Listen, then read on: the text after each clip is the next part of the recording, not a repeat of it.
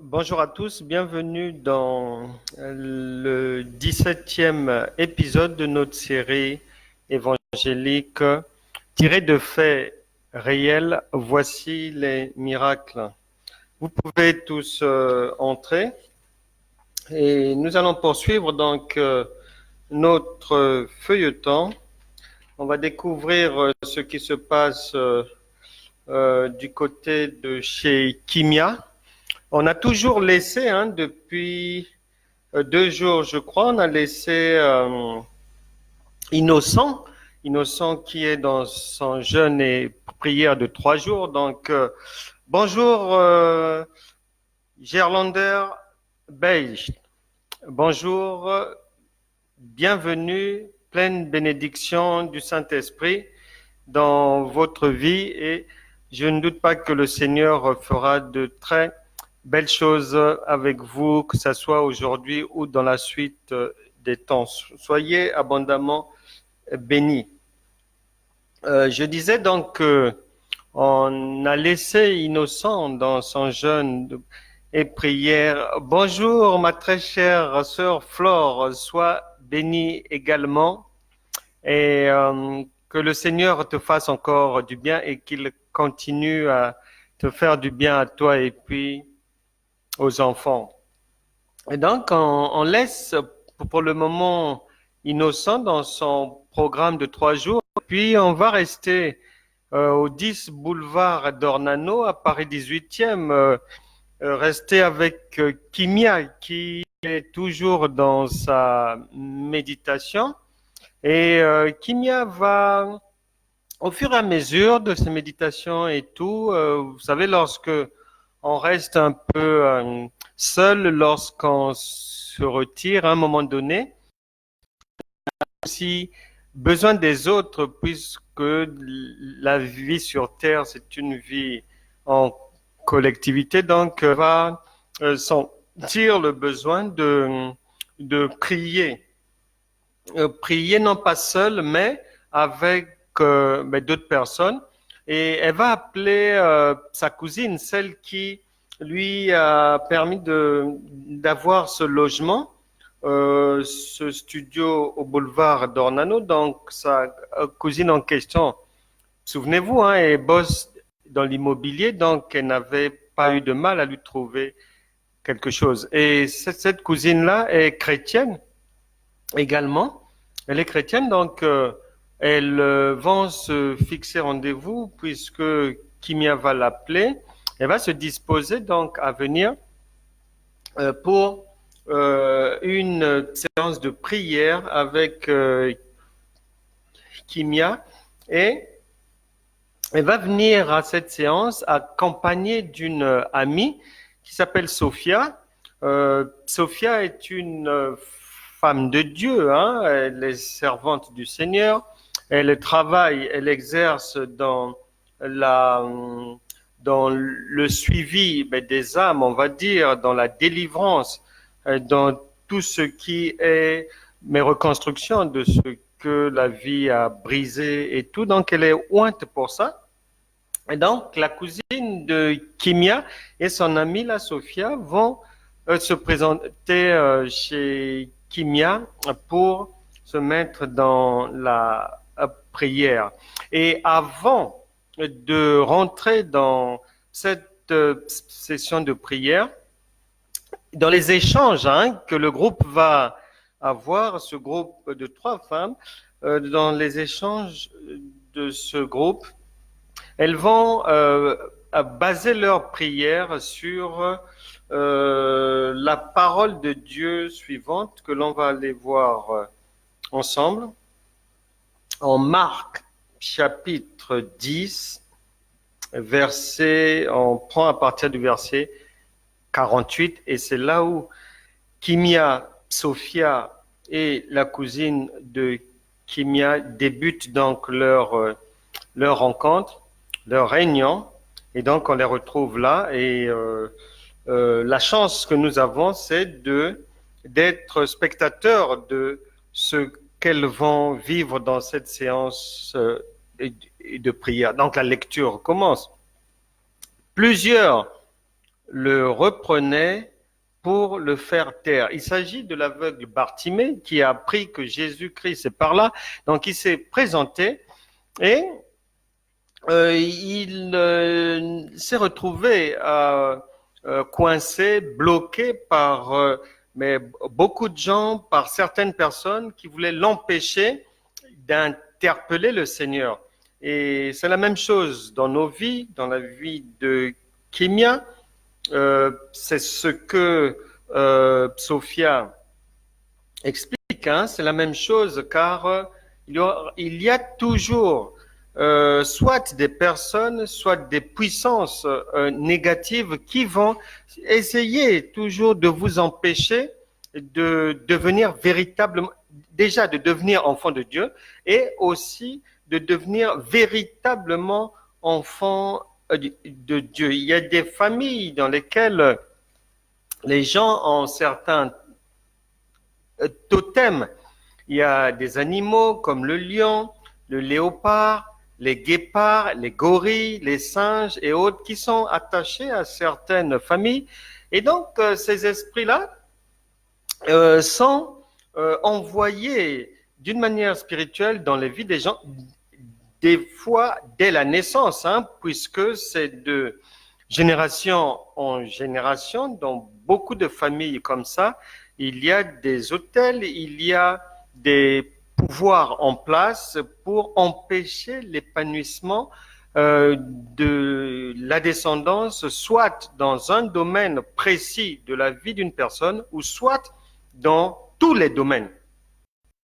On peut voir que quelqu'un peut réussir sa vie dans un domaine particulier et être vraiment distingué, même mondialement, mais après être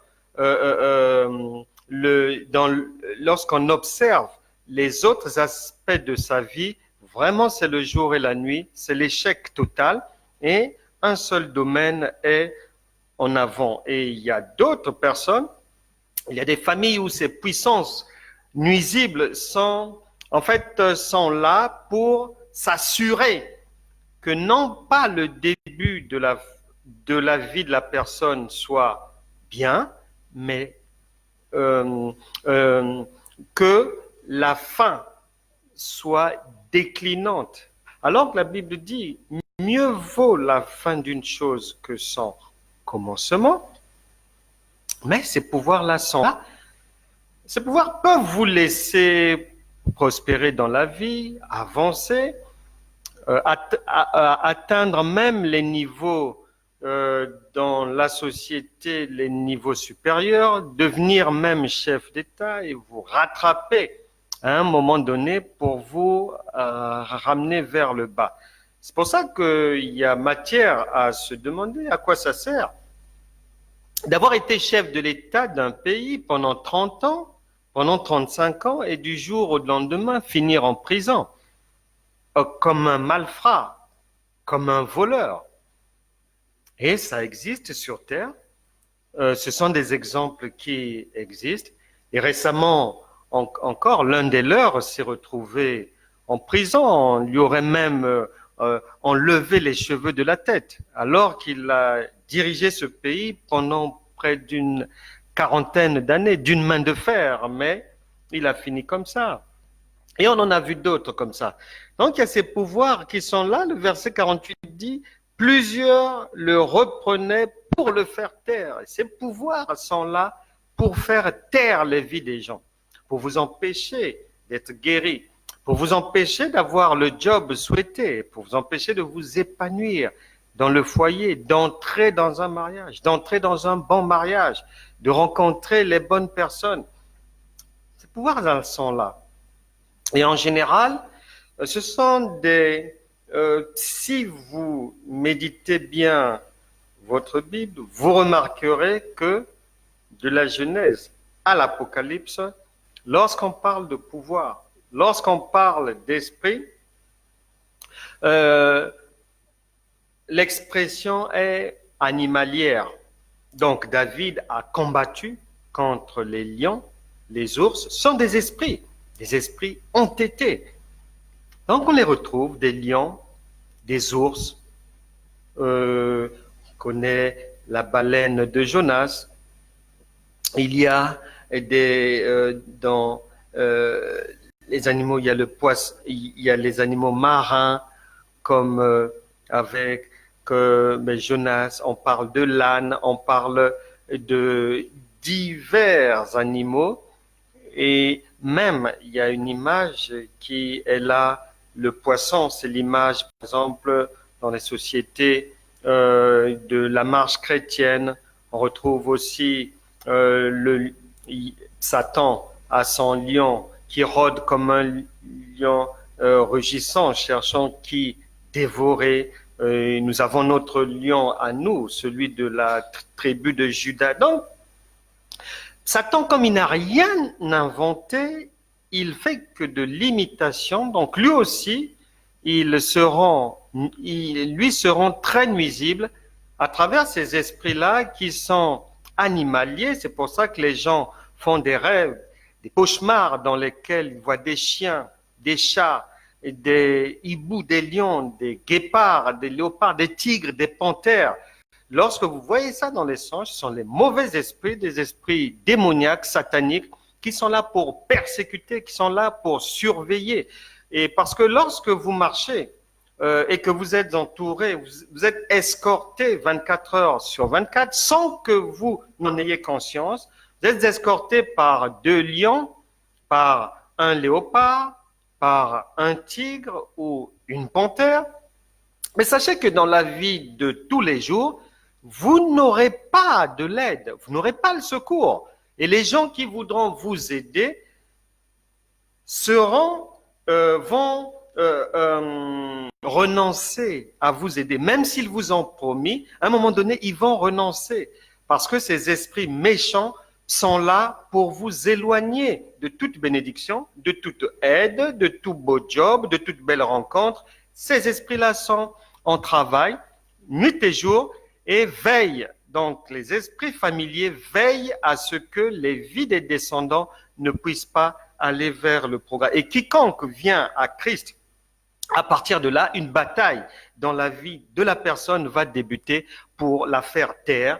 Comme Bartimée là, on essaie de le faire taire, mais il criait beaucoup plus fort. Et donc, il ne faut pas lâcher prise, peu importe la durée de la nuit, peu importe le nombre d'années durant lesquelles vous avez été oppressés. Je me souviens de ce couple qui avait, il y a quelque temps, quitté Londres, il y a quelques années de cela.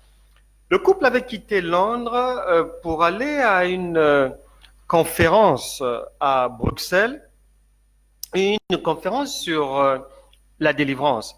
Et le couple va exposer leurs problèmes, le pourquoi est-ce qu'ils avaient fait cette distance-là, Londres-Bruxelles. C'est tout simplement parce que ils étaient mariés depuis 7 ans. Et cela faisait 5 ans que monsieur et madame, il y avait impossibilité de dormir sur le même lit. Pourquoi? Parce que des esprits, des pouvoirs, qui laissait madame tranquille, mais s'en prenait seulement à monsieur, type mari de nuit de la femme, et le monsieur en permanence, lorsqu'il voulait dormir, passer la nuit avec sa femme, un esprit invisible, une personne invisible, un pouvoir invisible venait carrément le soulever à chaque fois et le projeter contre le mur là-bas. Donc, il a été malmené comme ça, nuit et jour, pendant 5 ans. Et ce qui fait que, disait-il, il y avait des nuits où, comme il n'avait pas le droit, il avait l'interdiction de dormir à côté de son épouse, donc il était obligé de passer la nuit assis sur une chaise. C'est ce que les démons lui permettaient de faire. Mais pas question de passer la nuit dans le lit conjugal, interdiction formelle. À chaque fois qu'il essayait d'aller à l'encontre de ce dictat des puissance des ténèbres. Il recevait des coups de poing, il recevait des coups d'une personne que ses yeux physiques ne voyaient pas. Et donc cela a duré. Dans leur assemblée chrétienne, les serviteurs de Dieu informés ont tenté un suivi, ça n'a pas marché. Ils ont fait d'autres églises à Londres, ça n'a pas marché.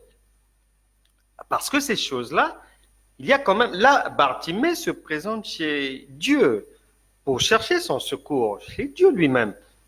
Donc ces choses-là, il y a quand même, pour trouver le secours, il faut quand même se retrouver devant une personne qui quand même a la connaissance de ces choses et puis qui a reçu le mandat de Dieu pour le faire, pour délivrer, pour briser les chaînes.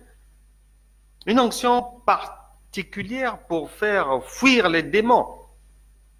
Et donc ce couple, c'est à Bruxelles que le couple avait pu être sauvé par des serviteurs de Dieu que Dieu avait utilisés pour les sortir de ce cauchemar. Mariés depuis 7 ans, mais on leur a laissé 2 ans, juste au début du mariage, on leur a laissé 2 ans de liberté, de vie conjugale normale, et après, la guerre a commencé, ils ont voulu le faire taire, ils ont voulu le faire partir du foyer, ils ont voulu briser ce couple carrément, complètement.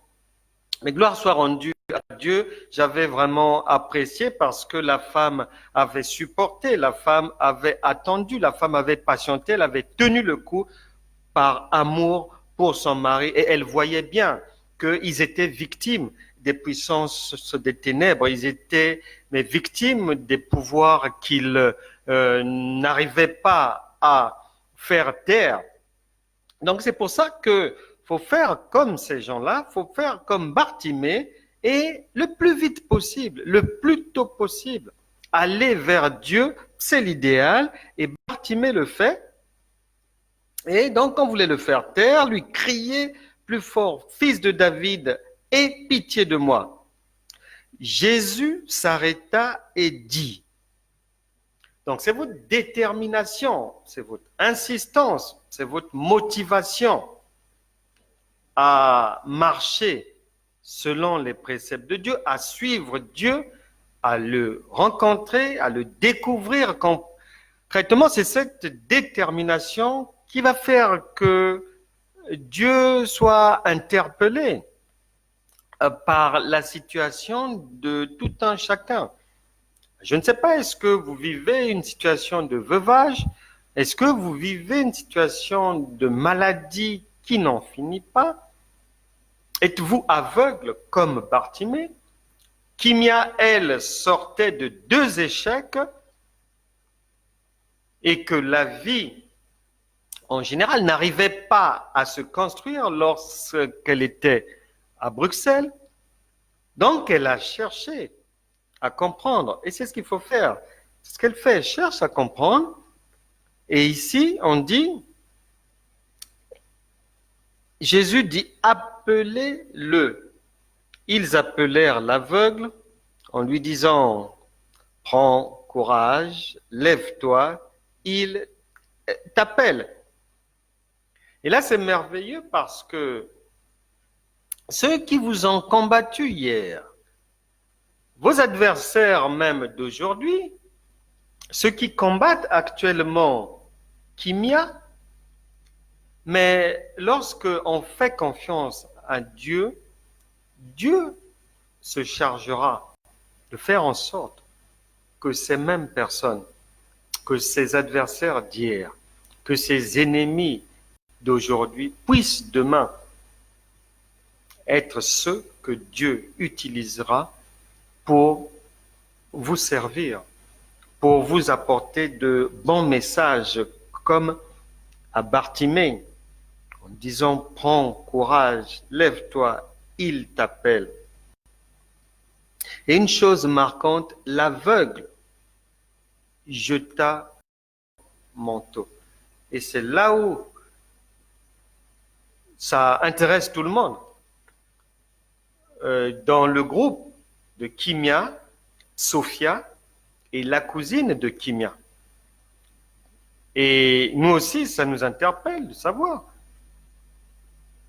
Dieu nous appelle, le Saint-Esprit est en vous, il parle, il vous parle, il nous parle.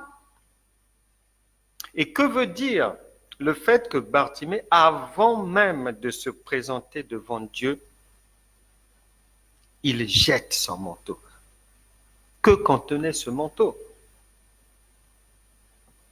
Et les chrétiens ont tendance à croire que l'ennemi a un pouvoir sur nous. Le manteau de Bartimée contenait certaines choses, mais le vôtre, qu'il faut jeter, contient quoi? Est-ce que vous vivez dans la peur?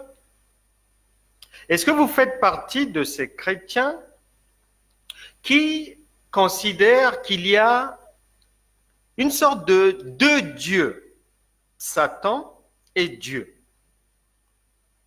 Ou est-ce que vous faites partie de ces chrétiens qui pensent que oui, Dieu est là, ils sont de Dieu, mais que Satan peut leur poser des problèmes bien qu'étant chrétiens, et puis toute leur vie durant. Est-ce que vous êtes de cette marque de chrétienté? Alors que la Bible déclare, Romains chapitre 8, verset 1, qu'il n'y a donc maintenant plus de condamnation pour ceux qui sont en Christ. Les gens ont du mal à jeter ce manteau-là, qui consiste à croire que le diable, finalement, c'est lui Dieu. Un manteau qui consiste à croire que le mal est supérieur au bien sur terre. Il faut jeter ce manteau, parce que ce manteau vous empêchera d'assimiler la véritable parole de Dieu, d'assimiler les vérités bibliques indispensables à votre avancée dans la vie. Il vous revient à vous de jeter ce genre de manteau. Quelqu'un, Satan peut, avec ses démons, s'en prendre à quelqu'un uniquement sur autorisation de Dieu. Job est là pour nous l'apprendre, que Dieu a autorisé à Satan, bon, et Satan s'en est donné là-bas à cœur joie, mais à la fin, comme la Bible dit, que vaut mieux la fin d'une chose que son commencement, Job avait triomphé, il a fini par une vie vraiment victorieuse. Et on le sait tous. Car si l'on met la crainte, lorsqu'un chrétien marche dans la crainte, il retire volontairement la barrière de protection divine. Parce que le chrétien, la sécurité du chrétien, c'est Christ. C'est pour ça que le Seigneur ne nous a pas donné un esprit de timidité, mais un bel esprit de force, d'amour, de sagesse. Et nous ne devons pas enlever, que ce soit par nos gestes, par nos écrits, nos paroles, nos regards, cette barrière de protection qui est la sécurité en une croyance inébranlable en Christ. Si tel est le cas, vous devez jeter ce manteau. Car la Bible dit, la mort et la vie sont au pouvoir de la langue. Parlez de bonnes choses, dites de bonnes choses, ne sortez pas des paroles négatives. Jetez ce manteau de la négativité. On ne peut pas, par exemple, être enfant de Dieu et dire il y a encore la malédiction dans votre vie. Ce n'est pas possible. Ce n'est pas possible. Il y a lieu seulement de prendre garde à sa marche, faire attention à ne pas désobéir à Dieu. On doit prendre garde à soi-même. Luc chapitre 11, versets 34 à 36, vous lirez là-bas, comme les Kémias sont en train de le faire. Méditerez ce que le Seigneur dit. Nous devons craindre Christ et non le diable, ni les démons, lorsqu'on devient véritablement de Dieu. Et Luc chapitre 12, versets 5 à 7 aussi, vient soutenir cette assertion qui voudrait donc que l'on doit jeter ce genre de manteau. Manteau de la crainte, de la désobéissance. Notre corps ne doit avoir aucune partie dans les ténèbres. Il faut jeter ce manteau. Si c'est l'impudicité, jetez le manteau de l'impudicité. C'est le mensonge, jetez le manteau du mensonge. Si c'est la haine des autres, jetez ce manteau. Il faut mettre à la poubelle les manteaux des excès de table, l'alcoolisme, la perversion sexuelle, l'homosexualité, dépravation des mœurs, l'amour du gain malhonnête. Car la Bible déclare en 1 Jean, première épître de Jean, chapitre 5, verset 18 là-bas, que celui qui est né de Dieu, donc qui devient véritablement enfant de Dieu, passé par les eaux du baptême, né de l'Esprit, habité par le Saint-Esprit, celui-là, celui qui est né de Dieu, ne pêche pas. Et si c'est le cas, ce manteau doit être jeté d'abord. On doit oublier tout ce que les gens, les anciennes copines, devenues ennemies, les membres de la famille, les anciens collègues, les actuels collègues, les autorités, tout ce que les gens ont pu faire contre vous, que ça soit de manière humaine ou de manière spirituelle, l'occultisme et autres pratiques. Isaïe, chapitre 43, versets 24 à 25, là-bas, dit que le Seigneur, peu importe ce que vous avez fait, en arrivant dans sa maison, il vous a pardonné, il vous pardonne. Non pas parce que vous le méritez, mais c'est de la grâce. Et vous êtes bénéficiaire de la grâce divine en tant qu'enfant de Dieu. Ce qui a été vécu dans le passé n'existe plus et cela doit être clair dans la tête de tout un chacun. Donc, les manteaux de la culpabilisation, manteaux du doute, manteaux d'une crainte particulière, de quelque chose de précis, quelque chose qui pourrait me suivre, qui pourrait être une tâche dans ma réussite. Il faut jeter ces manteaux comme Bartimée l'a fait. Dieu parle avant la venue de Christ et il est toujours prêt à agir pour nous, pour vous, dans la mesure où l'on est conscient. Donc là, il y a matière à jeter les manteaux de l'inconscience. Que quelqu'un cherche la délivrance, quelqu'un cherche le salut de Dieu, il y a un problème. Et il marche dans l'inconscience comme ça, pensant qu'il faut seulement prier comme ça. La Bible déclare, l'aveugle jeta son manteau et se levant d'un bond vint vers Jésus. Jésus, prenant la parole, lui dit, que veux-tu que je te fasse? Et c'est ce que le Saint-Esprit demande à tout un chacun. Parce qu'il faut connaître son problème. Il faut connaître son besoin. Ça n'a aucun sens de faire des prières généralistes comme ça là. Oui, Dieu, bénis tout le monde, bénis tous ceux qui sont là-bas. Non, non, ça n'a aucun sens. Notre Dieu est précision, c'est un chirurgien.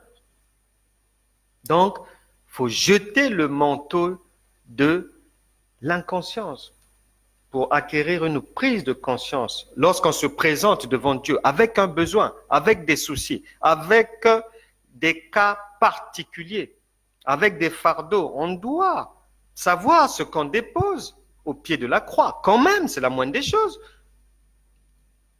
De savoir ce qu'on transporte. On transporte quoi dans ce sac?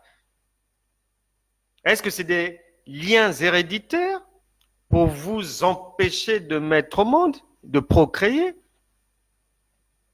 Ou est-ce que ce sont des liens qui font que, à un moment donné, on vous choisit sans votre autorisation pour monter sur un pseudo-trône, pour faire perdurer la tradition, la coutume, par des pouvoirs occultes, par le mal? Est-ce que c'est ce sac-là que vous transportez? Vous devez connaître le contenu de vos bagages avant de les déposer au pied de la croix.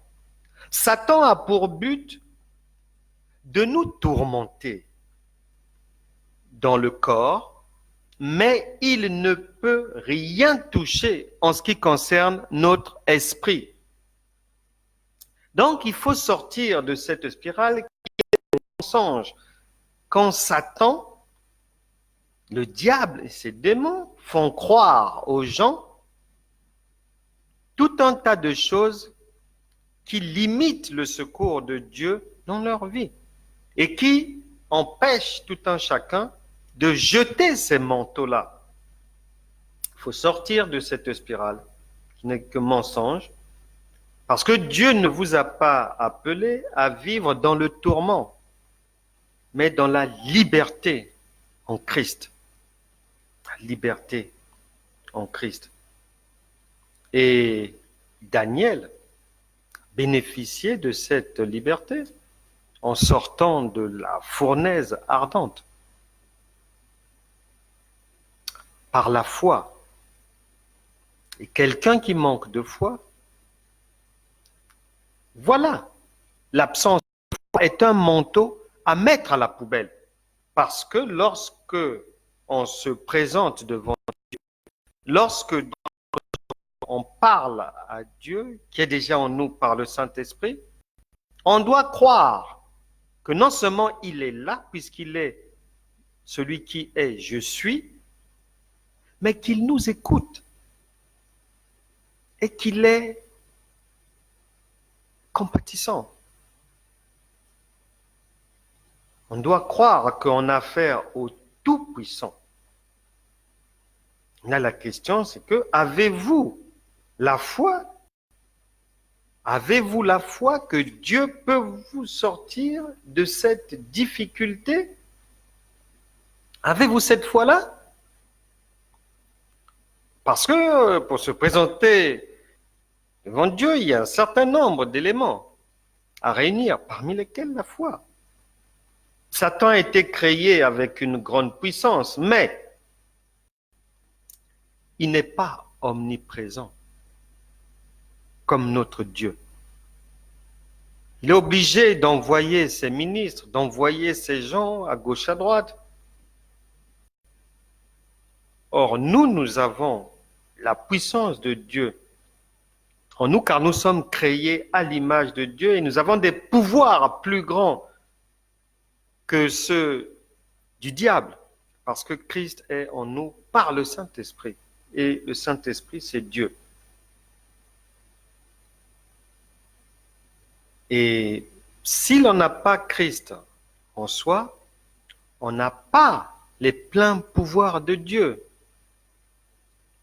On n'a pas les pleins pouvoirs de Dieu. Et les pouvoirs de Dieu ont été donnés, nous sont donnés aux enfants de Dieu. Luc chapitre 10, versets 18 à 19. Colossiens chapitre 2, verset 15. Marchant dans le triomphe. Car Christ a déjà dépouillé domination, autorités, tout ce qu'il y a comme prince des ténèbres. Clouer les malédictions, vos malédictions, les liens, les maladies, passant de génération en génération, des fois sautant une génération pour rebondir sur une autre, tout ça là. Par la croix, Christ a déjà tout rassemblé et jeté à la poubelle. Ce qui fait que le diable n'a plus de pouvoir d'action dans vos vies. Sauf si quelqu'un, par sa marche qui laisse à désirer, par sa désobéissance au principe de Christ, par sa marche pécheresse, laisse la porte ouverte au diable et à ses démons pour détruire sa vie. On ne peut pas aller sur le territoire de l'ennemi sans être dépouillé. Sans être dépouillé des carcans, des manteaux, des choses qui vont empêcher les vies de chacun d'aller. Et donc, Sophia expose avant leur prière qu'il y a matière à se dépouiller, au dépouillement. C'est pour ça que Bartimée a jeté le manteau. Jeter le manteau, c'est de ça qu'il s'agit lorsqu'on parle de dépouillement.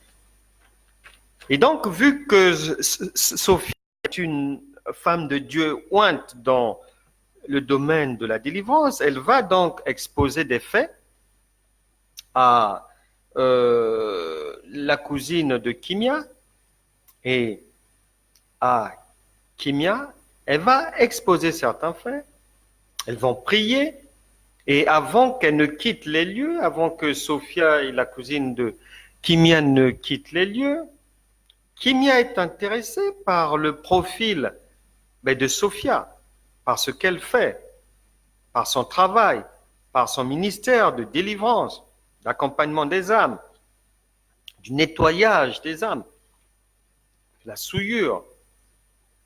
Ministère qui consiste à permettre aux gens de jeter leur manteau ou de mieux jeter leur manteau et de ne pas conserver des résidus qui pourraient poser problème puisque on se présente devant Dieu et on a Dieu en nous. Donc la marche avec Dieu ne tolère pas des choses qui pourraient gêner cette marche. Et donc, Kimia prend rendez-vous avec Sophia. Et donc, le soir, elles sont au téléphone ensemble maintenant. Et puis, donc, Kimia est intéressée. Elle a écouté la journée. Elle a prié aussi avec cette femme de Dieu, Sophia. Et donc, après l'avoir bien écoutée, elle est intéressée. Elle demande à Sophia si elle peut travailler avec elle, faire un travail sur elle, l'aider à mieux jeter son manteau, à mieux se dépouiller. Parce que Bartimée a jeté son manteau avant de se présenter devant Dieu, avant d'avoir la solution à son problème. Puisque le verset 51, Jésus, prenant la parole, lui dit, « Que veux-tu que je te fasse ?» Rabouni, lui répondit l'aveugle, « Que je recouvre la vue. » Et Jésus lui dit, « Va, ta foi t'a sauvé. » Aussitôt, il recouvra la vue et suivit Jésus dans le chemin. Sa foi l'a sauvé, il a retrouvé sa vue. Pourquoi? Parce qu'il avait au préalable jeté son manteau. Au préalable, il s'était débarrassé de saleté, de tout ce qui fait que l'on ne peut pas recevoir pleinement de Dieu parce que Dieu est saint, 3 fois saint. Donc, pour se présenter devant Dieu, pour recevoir de Dieu, il faut des vêtements sanctifiés. C'est pour ça que Bartimée s'est débarrassé en se dépouillant le manteau. Et donc, Sophia expose à Kimia ce processus du dépouillement en disant que, mais dans ce processus, devant la femme de Dieu, donc c'est au téléphone que ça se passe, elle lui dit donc c'est que la personne qui veut voir Dieu, puisque la Bible dit, sans la sanctification, nul ne verra le Seigneur. Donc la personne qui veut voir Dieu concrètement, agir dans sa vie, être bénéficiaire des promesses de Dieu et jouir du lait et du miel promis, donc elle doit passer par ce dépouillement par lequel la personne, donc vous allez exposer le cheminement de votre vie, et Kimia va le faire au téléphone à la femme de Dieu, parlant de son enfance, sa jeunesse, sa vie d'adulte, sa marche chrétienne, parlant des pratiques occultes, ancestraux ou parentaux, en vue de voir l'héritage générationnel qui peut, lorsqu'il n'est pas brisé, donner un droit au diable d'agir encore dans les vies des gens.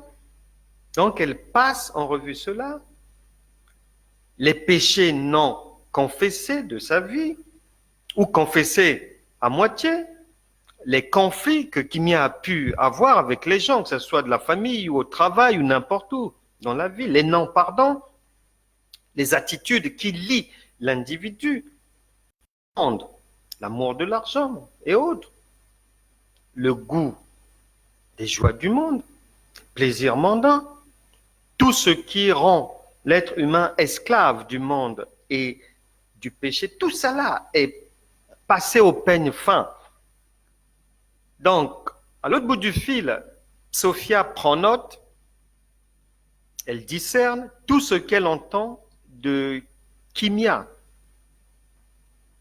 Et parfois, les chrétiens se compliquent la tâche. Ils ne savent pas comment se défaire d'un manteau. Bartimée a su le faire. Et il y a lieu que chacun sache aussi le faire. Car l'ennemi est un menteur. Alors qu'il y a encore un manteau sur vous, mais il faut vous faire croire que non, vous n'avez plus de manteau sur vous. Mais Dieu vous voit avec un manteau hivernal en plus, très lourd, chargé. Donc, Kimia continue à dérouler sa vie. Sophia lui explique qu'il faut un désir et la volonté de se dépouiller, car sans cela, on ne peut pas vivre le miracle de la délivrance instantanée, comme l'a expérimenté Bartimée. Il faut prendre la décision d'avoir une marche fidèle et obéissante à Christ. Dieu attend d'abord l'obéissance par les prières, par des actions diverses qui viendront ensuite. Mais d'abord par la marche, la prière après. Dieu attend la fidélité et l'obéissance qui vont lui permettre d'enrichir votre vie en contrepartie de votre fidélité et de votre obéissance. Nous avons besoin de Dieu et non l'inverse. C'est ce que l'on doit bien comprendre pour vivre dans la plénitude des bénéfices célestes. Dieu, n'oubliez pas, a fait de vous des co-héritiers, des citoyens des cieux, séparés de ce monde. Deux mondes différents cohabitent. Et votre vie ne doit pas être identique à celle des gens du monde. Si en tant que chrétien, vous avez un mode de vie, pratiquement les mêmes pensées, les mêmes manières de faire, les mêmes méthodes, mêmes paroles, que vos collègues ou voisins qui ne sont pas en Christ, c'est que vous êtes avec eux, vous n'êtes pas en Christ. Parce que lorsqu'on devient enfant de Dieu, il y a une différence, il y a une séparation visible. Car Satan, le diable, reconnaît les siens. Et nous sommes séparés de ces gens-là. C'est pourquoi en Apocalypse chapitre 3, versets 15 à 22, là-bas, vous lirez, il est bien stipulé, le Seigneur, le Saint-Esprit commence par dire que je connais tes œuvres. Je sais que tu n'es ni bouillant, ni froid. Mais c'est parce que quelqu'un est ni bouillant, ni froid, qu'il a des problèmes avec Dieu. Parce qu'il faut se démarquer, il faut choisir son camp. Soit on veut marcher avec les autres, ou soit on est avec Christ et on se conforme à la marche en Christ. Dieu veut transformer les vies de tout un chacun pour donner à ses enfants des bienfaits. Et on ne peut pas vivre une double vie, un choix à faire, car l'ennemi rôde comme un lion rugissant, cherchant qui. Mais en Christ, il y a toujours la victoire. La Bible déclare, mort, où est ton aiguillon? Même la mort n'a plus d'emprise sur quelqu'un qui tient à voir Dieu, qui marche selon les principes de Christ. Il y a le renoncement aussi, donc c'est Sophia qui expose cela à Kimia. Il y a le renoncement aux œuvres mortes. Hébreux chapitre 6, verset 1. On renonce à tout ce qui doit embarrasser notre marche en disant, je confesse mes péchés, je renonce à ceci. Et quand dit-elle que l'on dit que je confesse mes péchés, on les cite, nommément, on les cite. Même s'il y en a 1233, on les passe en revue. Je renonce à ces choses-là. Briser toute chaîne qui nous rend esclaves du péché et qui nous lie au monde des ténèbres. Donc dans ce processus du dépouillement, il y a aussi le pardon à accorder et l'acceptation, la conscience de recevoir le pardon de Christ. Décision de vivre la nouvelle naissance en Christ, l'activation de la foi, le rachat à travers la croix. Et par ce dépouillement, Dieu revêt quiconque des vêtements de gloire, de beaux vêtements qui vont garantir la réussite de la vie par la résurrection de la vie. C'est-à-dire si on était malade, après avoir jeté ce manteau, après s'être dépouillé par ce processus de la délivrance, en amenant la guérison, peu importe le problème, la résurrection va vous relancer, vous remettre en selle, relancer votre vie, car vous êtes désormais sanctifiés, purifiés par le sang de Jésus. Et durant cette confession que Kimia est en train de faire, l'Esprit de Dieu en même temps est en train d'agir. C'est au téléphone, mais l'Esprit n'est pas limité, l'Esprit de Dieu. Donc, l'Esprit agit et Kimia est prise pendant qu'elle parle, pendant que de l'autre côté, Sophia note, et de temps à autre, dit une prière que reprend Kimia. Le corps de Kimia frémit, des frissons, elle crache, elle vomit, une chaleur à l'œil gauche, et sent des choses bouger dans le corps. Les lèvres bougent. Le Saint-Esprit est à l'œuvre pendant que quelqu'un fait ce dépouillement, pendant que quelqu'un se répand, confesse. Le Saint-Esprit est à l'œuvre. Et dans le dépouillement, il y a aussi le rejet de l'animosité, du manque d'amour dans les familles, parmi les enfants de Dieu, dans la société. Éphésiens chapitre 4, versets 1 à 3, le stipule que nous devons marcher en toute humilité et qu'il y ait l'amour, la charité les uns envers les autres.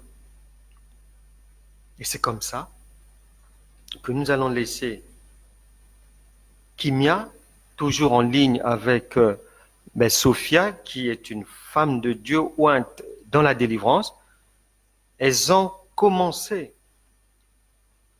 depuis plusieurs heures ce dépouillement, parce que Kimia est décidée à jeter son manteau avant de voir Dieu. Elle a échoué hier. Elle veut comprendre ce qu'elle n'avait pas compris, ce qu'on ne lui avait pas enseigné. La méditation de la parole de Dieu l'y aide. Elle a l'opportunité, elle a compris que tout n'est pas de devenir enfant de Dieu, mais pour voir Dieu, il faut passer par un dépouillement, parce que des fois, on peut croire qu'on est débarrassé de tel tard, alors que non, ce sont des choses spirituelles, donc ce sont des choses enracinées, profondes, qu'il faut aller déraciner. Et donc, elle est déterminée à aller au bout de ce processus de dépouillement afin Bartimée de jeter définitivement son manteau. Et c'est le souhait que je formule pour tout un chacun. Que Dieu vous bénisse. Nous nous retrouverons à 13h. On laisse là, on laisse Kimia à ce stade, toujours au téléphone, dans ce processus, avec Sophia au bout. On les laisse, on les quitte. Il est 23h56 et sont toujours dans le dépouillement. Que Dieu vous bénisse. Je vous embrasse tous. On se retrouve demain à 13h. Au revoir.